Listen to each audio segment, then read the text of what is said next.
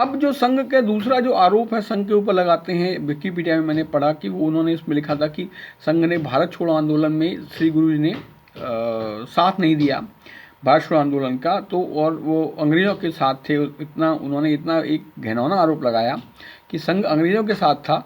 तो उसके संबंध में मैं अपनी पुस्तक के फिर जो पृष्ठ है, कुछ 2-3 पृष्ठ पढ़ूंगा, उसको पृष्ठ को पढ़ करके आप सुन करके आप स्वयं अनुमान लगाएं।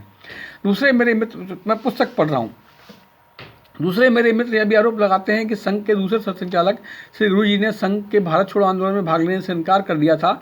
जब कांग्रेस ने भारत छोड़ो आंदोलन छेड़ा था, तब आंदोलन की दशा और दिशा का आकलन करने के लिए श्री गुरु जी ने प्रांत स्तर के कार्यकर्ताओं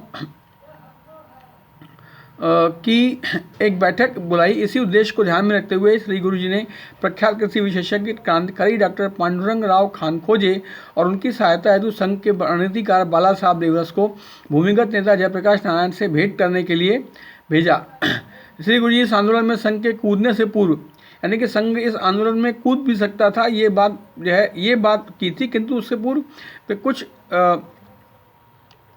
खानखोजे के साथ भेजे 7 प्रश्नों के संतुष्टिजनक उत्तर जयप्रकाश नारायण से चाहते थे। क्योंकि गुरु जी के पास में, क्योंकि भाई एक इतनी बड़ी संगठन की कमान उनके हाथ में थी और संगठन का भविष्य और संगठन का उद्देश्य कुछ और था, किंतु फिर भी जो है उसको उनके उद्देश्यों से डेविएट कराना था। तो उनको कुछ जो है जरूर था कि वो उनके लिए वे उसकी पूरी तहकीकात करें, जांच करें। तो उन्होंने जो प्रश्न प्रस्तुत किए हुए हैं, करो या मरो वाले आह्वान में मरो का अर्थ तो स्पष्ट है, किंतु करो यानी क्या करो, इसके आदेश का कार्यकारिणी कांग्रेस का ने क्या आदेश दिए हैं। आंदोलन का तात्कालिक और दीर्घकालिक उद्देश्य क्या है, यानी अचूकता से क्या साध्य करना है। आंदोलन की कार्यशैली क्या और कैसे रहने वाली है। आंदोलन कितने समय तक चलाना है। चौथा था, 5वां था, अपनी शक्ति का कुछ तो अनुमान लगाया ही होगा, वह शक्ति कितनी है। छठा था, आंदोलन के सफलता के पश्चात क्या करना है। और 7वां था, अगर यह असफल रहा तो आगे क्या करना है। जयप्रकाश नारायण से भेंट के उपरांत डॉक्टर खानखोजे और बाला साहब देवरस वापस आ गए। डॉक्टर खानखोजे के अनुसार महत्वपूर्ण प्रश्नों में से एक का भी संतोषजनक उत्तर श्री जयप्रकाश नारायण के पास नहीं था। उपरोक्त 7 प्रश्न गुरु जी की दुर्दशा का प्रदर्शन करते हैं। जब जयप्रकाश नारायण जैसे दिग्गज नेता भी इन प्रश्नों का संतोषजनक उत्तर देने में असमर्थ थे, तो इसी बात से अंदाजा लगाया जा सकता है कि भारत छोड़ो आंदोलन को लेकर कांग्रेस की तैयारी कैसी रही होगी। इस संबंध में कांग्रेस के तत्कालीन अध्यक्ष मौलाना अबुल कलाम आज़ाद की पुस्तक इंडिया विंस फ्रीडम में भी प्रकाश डाला गया है और उस पुस्तक में मौलाना आज़ाद ने भी स्पष्ट स्वीकार किया है कि गांधी जी भारत छोड़ो आंदोलन ये सोचकर शुरू किया था कि अंग्रेजों ने ये आंदोलन शुरुआत में चलने देंगे, और जब अंग्रेज ने सारे कांग्रेसी नेताओं को गिरफ्तार कर लिया और वे नेता जब ट्रेन से ले जाए जा रहे थे, तब मौलाना आज़ाद ट्रेन में गांधी जी से मिलने गए तो गांधी जी एकदम हताश बैठे थे। श्री गुरु जी ने इस आंदोलन में अंतर्निहित जड़ता को भांप लिया था और देश में संघ के संगठनात्मक स्तर के व्यावहारिक दृष्टिकोण तथा समाज की मानसिक स्थिति के आंकलन के पश्चात ही देशभक्त नागरिक के रूप में स्वयंसेवकों को कांग्रेस के नेतृत्व में राष्ट्रीय आंदोलन में भाग लेकर पूर्ण मनोयोग से सहयोग करने की अनुमति दी थी। इसके परिणाम स्वरूप भी स्वयं को समाज का अंग मानते हुए अनेक स्वयंसेवक अपने सामर्थ्य के अनुसार आम जनता के साथ सहयोग करने के मंतव्य से लड़ाई में कूद गए थे। श्री गुरु जी ने डॉक्टर हेडगेवार की ओर से निर्धारित सिद्धांतों पर भारत छोड़ो आंदोलन का समर्थन किया था, जो प्रमाण है कि संघ योजनाबद्ध तरीके से देश की स्वतंत्रता हेतु आंदोलन में बढ़ चढ़कर भाग लिया।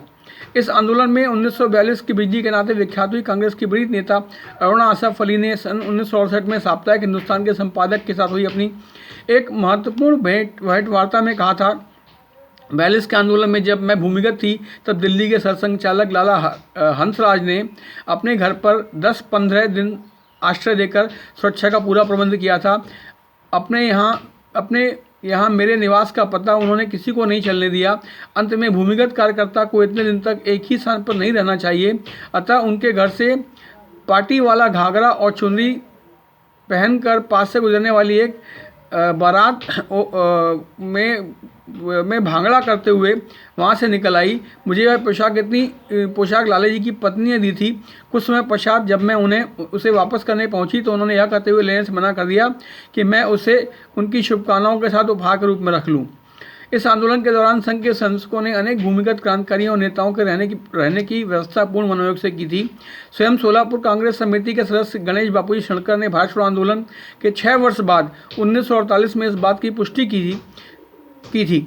श्री गणेश बापूजी शणकर ने संघ पर लगे प्रतिबंध को उठाने के लिए सत्याग्रह में भाग लिया। उन्होंने लोकतांत्रिक मूल्यों के आधार पर कांग्रेस से त्यागपत्र दे दिया और सत्याग्रह में शामिल हो गए। राष्ट्रीय अभिलेखागार के गुप्तचर विभाग ने 1942 के भारत छोड़ो आंदोलन से संबंधित फाइल के अध्ययन से आप इस फाइल में संघ के अनेक कार्यकर्ताओं के नाम भी मिलते हैं जो सन 1942 के आंदोलन में भागीदारी करने के कारण विभिन्न स्थानों पर हिरासत में लिए गए और जेलों में सजा भुगतते रहे। इन रिपोर्टों से भी पता चलता है कि विदर्भ के चिमू राष्ट्रीय नामक स्थान पर तो संघ के कार्यकर्ताओं ने स्वतंत्र सरकार की स्थापना भी कर ली थी। संघ के स्वयंसेवकों ने अंग्रेजों की पुलिस द्वारा किए गए कई प्रकार के अनुमानित अत्याचारों का सामना किया। गुप्तचर विभाग की रिपोर्टों से भी पता चलता है कि अपनी सरकार स्थापित करने के बाद सरकारी आदेशों से हुए लाठीचार्ज, गोली वर्षा में 1 दर्जन से ज़्यादा स्वयंसेवक शहीद हुए थे। 1 दर्जन से ज़्यादा सरकारी लाठीचार्ज, गोली वर्षा में स्वयंसेवक शहीद हुए थे। नागपुर के निकट रामटेक में संघ के नगर कार्यवासी रमाकांत केशव देशपांडे उपाख्य बाला साहब देशपांडे संघ के प्रमुख जो है कार्यकर्ता थे को 1942 के अंग्रेजों भारत छोड़ो आंदोलन के दौरान में भाग लेने पर मृत्युदंड की सजा सुनाई गई थी। संघ के वरिष्ठ कार्यकर्ता रमाकांत केशव देशपांडे जो बाला साहब देशपांडे थे उनको मृत्युदंड की सजा सुनाई गई थी, परंतु तत्कालीन तहसीलदार श्री करकरे ने उनके खिलाफ गवाही नहीं दी, इसी से उन्हें सजा से मुक्त कर दिया गया था। अब ये जो है आप ये जो फैक्ट्स हैं, इन फैक्ट्स से ऊपर में अब आप स्वयं अंदाज़ा लगा सकते हैं कि संघ ने जो है वो इस भारत छोड़ो आंदोलन में जो है वो सहयोग किया था या अंग्रेज़ों के साथ या भारत छोड़ो आंदोलन में सहयोग किया था नहीं किया था। तो ये जल्दी हम ये पुस्तक जो है वो प्रकाशित करने का प्रयास करेंगे और प्रकाशित करके आप इन सब चीज़ों को पढ़ करके और जो मिथ्या आरोप जो विपक्ष के द्वारा या लगाया जाता है गलत मानसिकता से, उसका आप खंडन कर पाएंगे। धन्यवाद।